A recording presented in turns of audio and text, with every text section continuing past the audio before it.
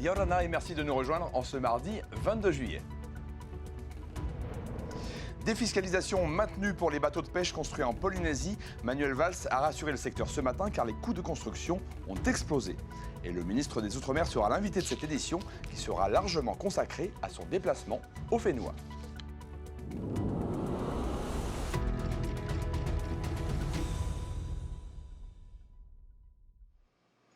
Le port de pêche, passage obligé pour tout représentant de l'État en Polynésie, en visite officielle en Polynésie. Manuel Valls a découvert les perspectives de développement envisagées par le gouvernement local et il a rassuré le secteur. Le reportage de Nicolas Pérez. C'est aux aurores que Manuel Valls s'est rendu ce matin au port de pêche de Papeete. Guidé par les autorités du pays et les professionnels du secteur, le ministre de l'Outre-mer s'est imprégné des défis à relever. Avec les objectifs du gouvernement Brotherson de multiplier par 3 la production de pêche d'ici 5 ans, le ministre est conscient du rôle d'accompagnement de l'État à fournir. Gagner des marges en exportation, notamment vers les États-Unis et vers l'Europe, renouveler bien évidemment les navires, former les marins et les capitaines et s'inscrire dans une coopération régionale dans le Pacifique qui peut encore être améliorée. Et ça, c'est le rôle de l'État comme de l'Union européenne. La formation des équipages, elle, est sur la bonne voie. Mais les armateurs font face à une autre difficulté, l'explosion des coûts de construction de leurs navires. Comparé à l'avant-crise Covid, un navire coûte aujourd'hui 30% plus cher. Sans défiscalisation, le secteur aurait du mal à investir. Ces bateaux coûtent cher, qu'il faut les adapter aussi aux réalités industrielles du moment. Et puis il faut être dans la performance, notamment dans la concurrence. Donc cette défiscalisation, elle doit être maintenue. Pour les premiers concernés, l'engagement du ministre de l'Outre-mer est important. Le maintien déjà de la défiscalisation, ça c'est important pour qu'on puisse renouveler les outils de production, notamment les tonniers. Ensuite, en matière de formation, donc, le ministre nous a dit que l'État allait continuer son aide là-dessus, parce que l'État est déjà partenaire sur beaucoup de sujets. Une dynamique positive qui doit permettre d'atteindre les 18 000 tonnes de poissons débarqués en 2030 contre moins de 9 000 tonnes aujourd'hui.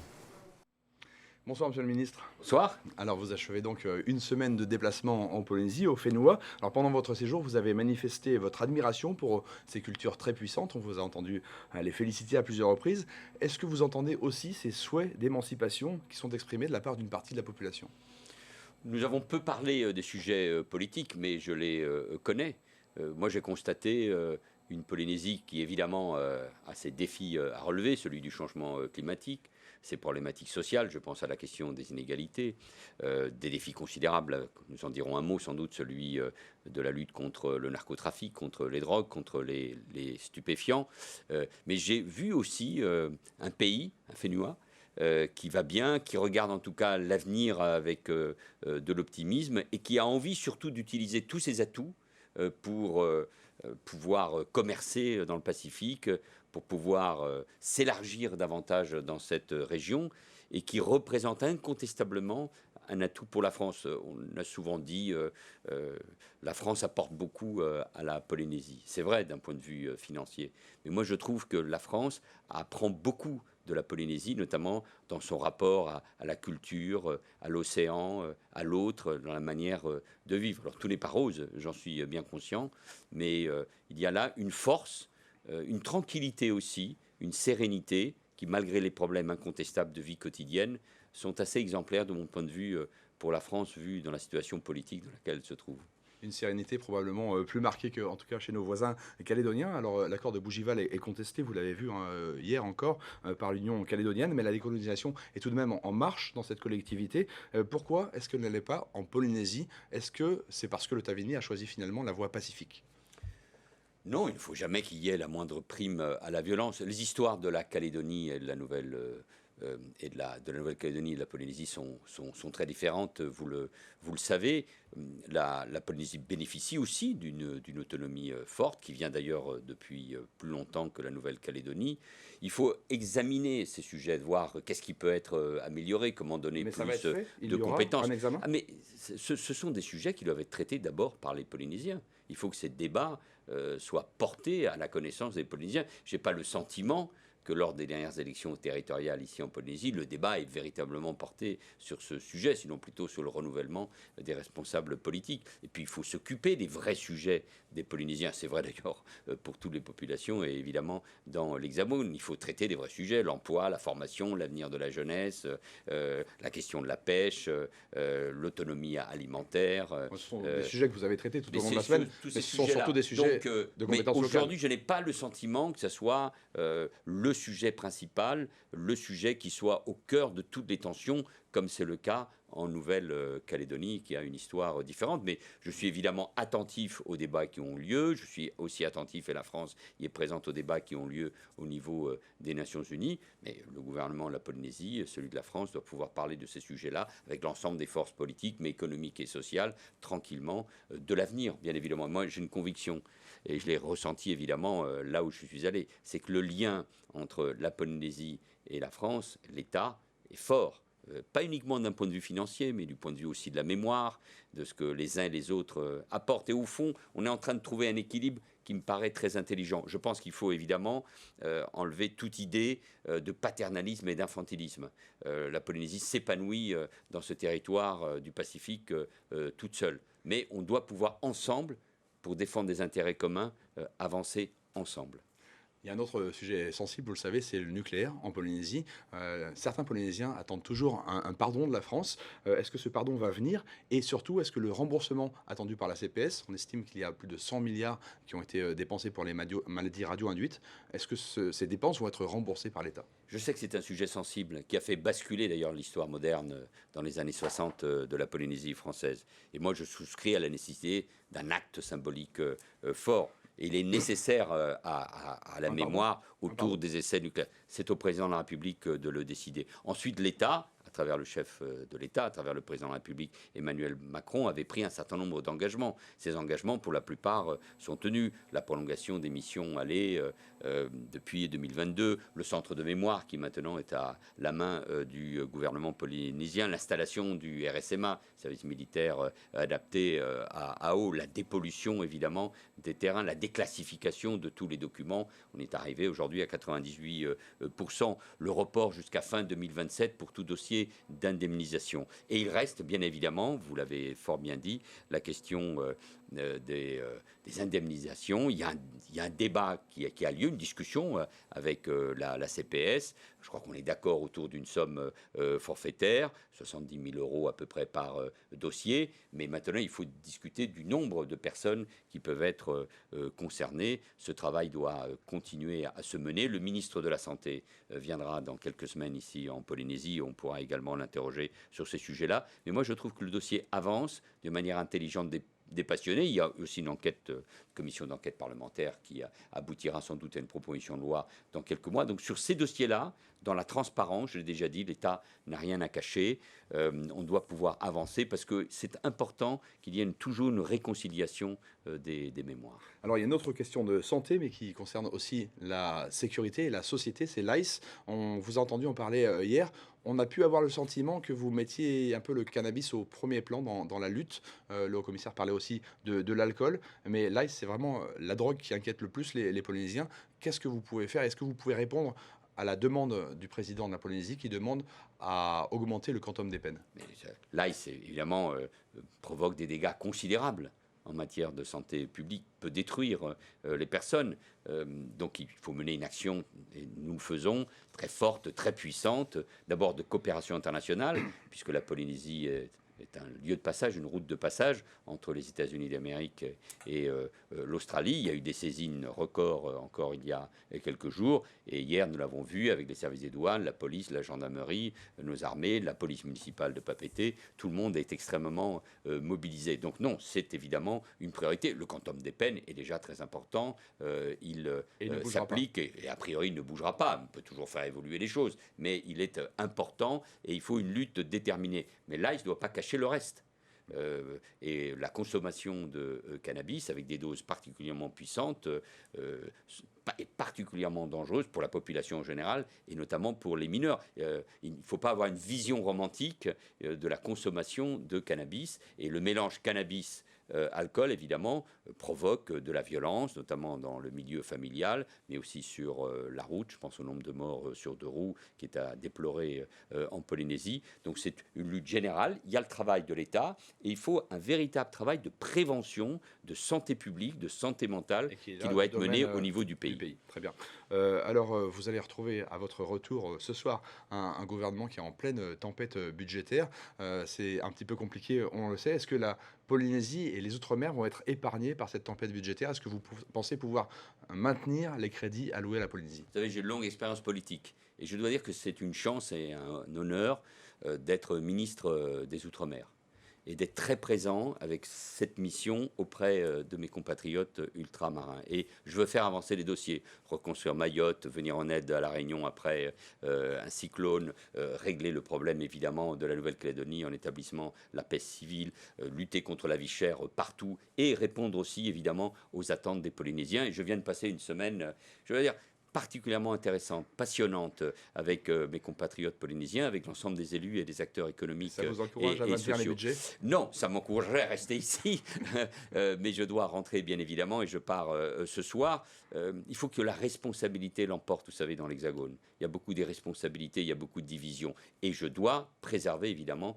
l'essentiel du budget des Outre-mer parce qu'il y a des besoins pour les centres d'abri face aux intempéries, pour soutenir les Jeux du Pacifique, pour augmenter les moyens. Vous savez, les moyens de l'État vers la Polynésie française ont augmenté de 2020 à 2024 de 192,4 milliards à 222,8 milliards de francs pacifiques. Ça veut dire que l'État joue son rôle et je veux préserver évidemment cette aide, même si évidemment les choix budgétaires du Premier ministre ne seront pas faciles. Mais je demande vraiment aux membres du gouvernement français, comme à tous les parlementaires, de penser aussi beaucoup plus aux Outre-mer. Elles ont besoin de la passion et de l'engagement de l'État. Effectivement, je vous confirme. On vous retrouve dans un petit instant, Manuel Valls, parce que vous êtes aussi rendu au musée de Tahiti et des îles à Punaoia, au cœur de la salle d'exposition permanente, rouverte en 2023, des œuvres d'exception comme le costume du deuilleur ou encore la sculpture du dieu Aa des Australes. La pièce est prêtée par le British Museum. 17 prêts internationaux sont exposés au musée. Sa directrice a présenté d'autres objets du patrimoine, ainsi que la future extension pour exposer des œuvres plus contemporaines. Les études sont financées par le pays et par l'État. Elle a aussi d'autres projets à court terme. On écoute Hinanui Koshwa au micro de Thomas Chabrol et Taruiti Taonuamusan. Pour l'avenir, donc là il y a déjà dans un premier temps la fin 2025, c'est-à-dire bientôt, on a un projet de rotation des objets qui sont prêtés par le Quai Branly. Donc là en ce moment on est en train de s'affairer sur cette question. Vous savez qu'il y a un programme qui est élaboré sur plusieurs années. À côté de ça vous avez les objets prêtés par le British Museum et par le musée de Cambridge, où là c'est un circuit un petit peu différent, où là on a des prolongations qui sont jusqu'en 2029. Après pour le retour d'autres objets, il y a des choses qui sont en prévision, mais pour l'instant, nous restons discrets sur le sujet. Monsieur le ministre, je sais que vous êtes un petit peu pressé, vous partez ce soir, et qu'est-ce qui vous a le plus marqué finalement lors de ce séjour en Polynésie? Qu'est-ce qui vous a peut-être aussi le plus surpris? La culture, c'est ça qui m'a marqué.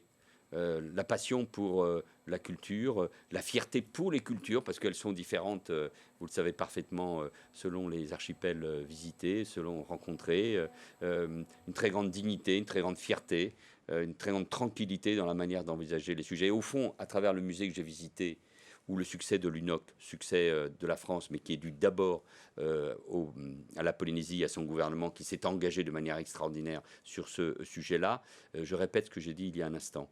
la force de la Polynésie, elle entraîne la France dans le Pacifique. C'est vrai sur la culture, c'est vrai sur la biodiversité, c'est vrai sur la lutte contre le changement climatique. Donc nous avons beaucoup à apprendre. Qu'est-ce qui m'a surpris? Je ne sais pas. Les fêtes, les noms qui m'ont été donnés. Ça, c'était au Marquise. Et peut-être ce qui m'a surpris davantage, c'est l'attachement des Polynésiens à la France et au rôle de l'État. Merci. Puis on a vu aussi que vous aviez des talents en danse qu'on ne soupçonnait pas peut-être. Si vous le dites, c'est que c'est vrai. Je vous remercie, Monsieur le Ministre, d'avoir participé à ce plateau. Merci à vous. Donc c'était une étape un peu moins formelle de votre dernière journée au Whenua, la visite de ce matin d'une plantation de Tiare Tahiti à Papara et du laboratoire de cosmétologie pour découvrir les secrets de fabrication du monoï. Mais la petite fleur blanche, emblème du Whenua, se fait de plus en plus rare au point de menacer la production de cette huile aux effluves ensoleillés. Le reportage de Laure Philibert et de Jeanne Tinoroa. Son parfum évoque instantanément nos îles. Le Tiare Tahiti accompagne le ministre des Outre-mer depuis son arrivée au Whenua sous forme de couronne.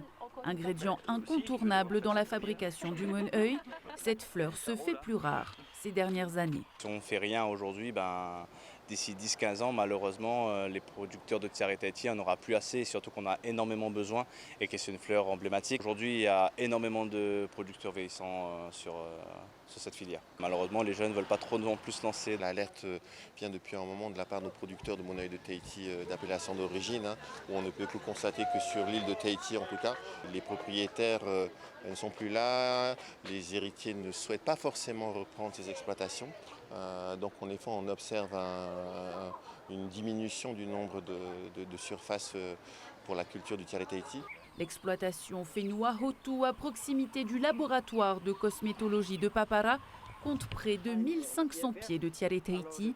La maison familiale rurale de Papara espère elle aussi soutenir le secteur.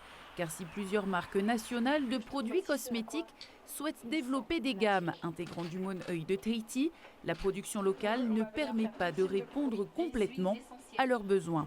On a ces marques-là qui viennent justement pour éviter d'aller ailleurs, parce qu'ils ont cet emblème de la Polynésie.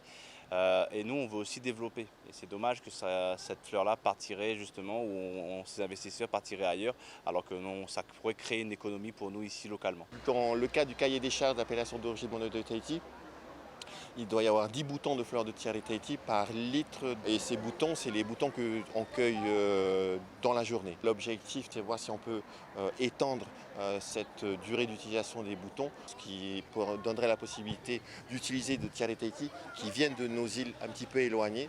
Le ministre de l'économie verte envisage également d'ouvrir d'autres champs d'utilisation du Tiare Tahiti, notamment la pharmacologie, secteur susceptible d'attirer d'autres catégories d'investisseurs. Et puis, Team Arupa Thai Boxing a aussi reçu cet après-midi à Whareute la visite du ministre des Outre-mer. Le président de ce club de Muay Thai, Hans Tinomoe, a présenté les actions menées par son club auprès des jeunes de la capitale.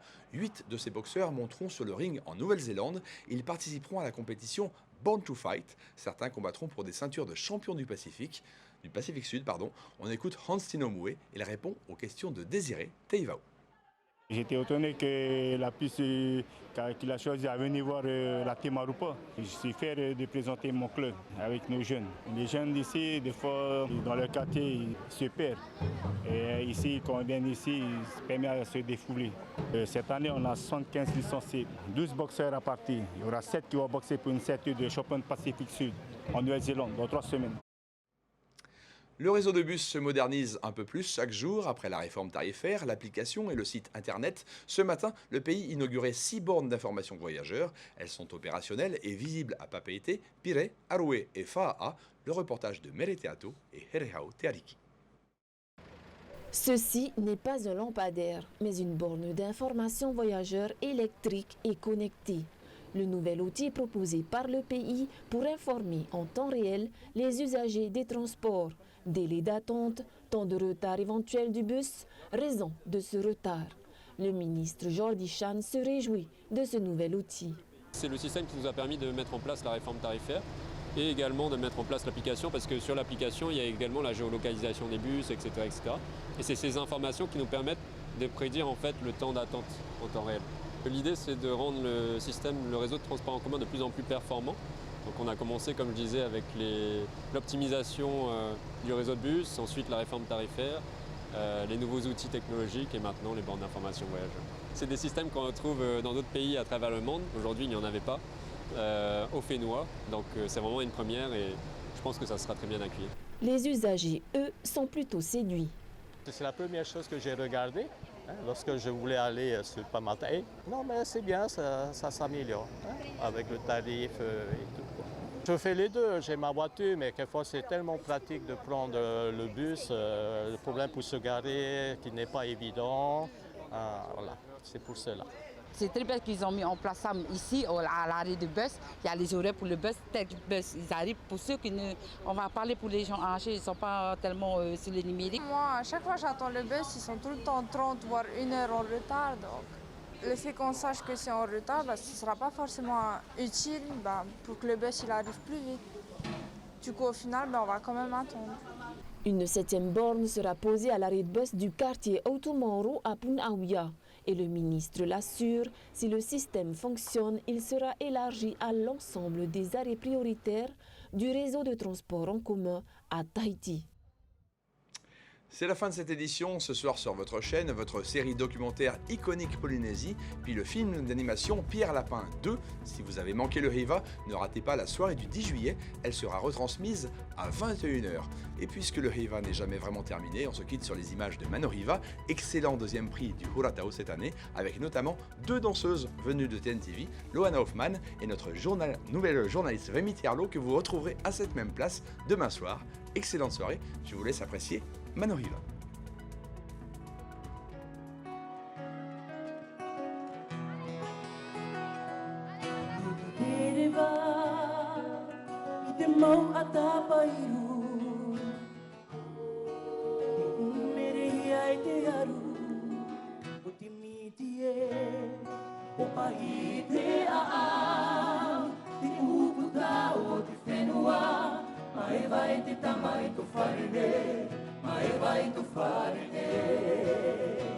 Hey